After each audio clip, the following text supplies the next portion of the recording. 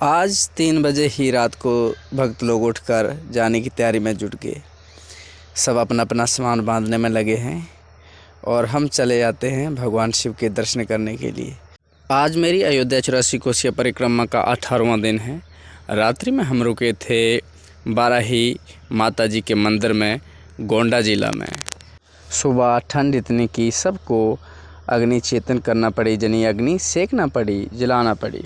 जब सबने सामान आदि पैक कर लिया तो उसके बाद ठाकुर जी की आरती में शामिल हो गए।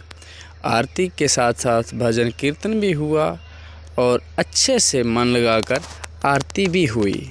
आरती समाप्त होते ही सबने अपना सामान उठाया और दौड़ लगा दी आगे आगे। ठाकुर जी की आरती करने के बाद सारे पहुंच जाते हैं बाराही माता जी के मंदिर में और वहां पहुंचकर सबसे पहले हम सब ने मिलकर आरती की। बारही माता वही माता हैं जो भगवान बारह की पत्नी हैं। 12 भगवान वही भगवान हैं जिन्होंने हिरण्याक्ष से धरती को बचाया था। वो राक्षस था जिसने धरती को पाताल में जाकर समुद्र में डुबो दिया था। जय ज्योति स्वरूपा भगवती माँ बाराही हैं जो आपको ज्योति स्वरूप में दिखाई दे रहे हैं। इनकी यहाँ पर इसी स्वरूप में पूजा आरती की जाती है। इसके साथ ही पुजारी जी जो जहाँ की पुजारिन हैं वो आरती कर रही हैं। ये भारत के प्रमुख मंदिरों में से एक मंदिर है जहाँ पर पुजारी एक औरत है जो माता जी की पूजा आरती की जाती है। माँ बाराही लोगों के नेत्रों से संबंधित रोगों को दूर करने के लिए विख्यात हैं। आरती होने के बाद प्रसाद पाने के लिए भक्तों की भीड़ इतनी के संभालना मुश्किल। बाराही माता मंदिर से विदा लेकर हम पहुंच गए नारायण मंदिर। नारायण भगवान के दर्शन किए और मुझे प्रसाद स्वरूप भगवान नारायण जी की माला प्राप्त हुई, जिसे मैं अपनी यात्रा के लिए भगवान का आशीर्वाद समझकर धारण करते हुए चल दिया। अयोध्या 84 कोसी की 18वें दिन की परिक्रमा आरंभ होती है। यात्रा के शुरू में सबसे पहले अयोध्या वासियों के छोटे छोटे बच्चों ने स्वागत किया, फिर उसके बाद कोहरे ने स्वागत किया। रास्ते में जाते हुए घूमते हुए भगवान सूर्य के दर्शन हुए। अब यात्रा के सबसे आगे भागने वाले लोग बैठना शुरू कर देते हैं क्योंकि भागने के कारण थक चुके हैं।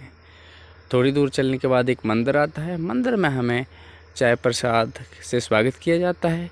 हम सब बैठकर चाय प्रसाद आदि पाते हैं और उसके बाद धीरे धीरे अपनी यात्रा को आरंभ करते हैं। थोड़ी दूर और चलने के बाद हमें शंकरी दर्शनी के दर्शन होते हैं। शंकरी दर्शनी 3 पेड़ों के संगम को बोला जाता है। जब दूर चलने के बाद एक कॉलेज आ जाता है और उस कॉलेज के जो मुखिया है वो हमें रोककर प्रसाद से स्वागत करते हैं। हम सब प्रसाद पाते हैं और उसके बाद बच्चों की छोटी सी क्लिप लेता हूँ और आगे बढ़ जाता हूँ। रास्ते में 2 मैया बकरियों के साथ मिलती हैं, उनको प्रणाम करके अपनी यात्रा को जारी रखता हूँ। कुछ और खेत पार करने के बाद अष्टवक्र ऋषि के आश्रम में जाने का मार्ग मिल जाता है। फिर धीरे धीरे मैं अपनी यात्रा को आरंभ करता हूँ। जंगल से होते हुए मैं धीरे धीरे अष्टवक्र ऋषि जी के आश्रम में पहुँच जाता हूँ। अष्टवक्र ऋषि जी के आश्रम में पहुँचकर हम हलवा प्रसाद, चना प्रसाद, चाय प्रसाद और केला प्रसाद आदि पाते हैं क्योंकि वहाँ के भगत लोग इसी से हमारा स्वागत करते हैं। प्रसाद पाने के बाद मैं निकल जाता हूँ दर्शन के लिए। सबसे पहले भगवान महादेव के दर्शन करता हूँ, पहुँच जाता हूँ अष्टवक्र ऋषि जी के मंदिर में। अष्टवक्र ऋषि जी के दर्शन करता हूँ। अष्टवक्र ऋषि वही ऋषि हैं जिन्होंने 7 साल की उम्र में राजा जनक को ज्ञान दिया था।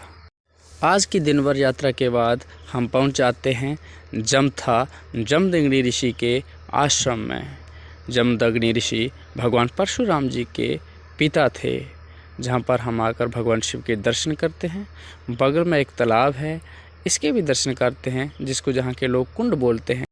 जहां के लोगों का कहना है कि एक बार एक इंसान लैट्रिन लगे पाम से इस तालाब में घुस गया, जिससे उसको कोढ़ी का रोग हो गया। उसके बाद पंगत बैठ जाती है और हम सब मिलकर बैठ जाते हैं आज का प्रसाद पाने के लिए। रात्रि हो गई है, अब हम विश्राम करेंगे इस बनती हुई बिल्डिंग में। आज के लिए इतना ही। आगे की यात्रा होगी फिर कल से। जय श्री राम।